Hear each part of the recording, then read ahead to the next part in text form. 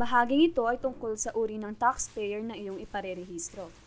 Markahan ng X ang maliit na kahon sa tabi ng single proprietorship kung ikaw ay may obligasyon na bayarin para sa income tax. Markahan ng X ang maliit na kahon sa tabi ng professional kung ikaw ay nakarehistro sa Professional Regulation Commission at kasapi ng Integrated Bar of the Philippines at Supreme Court.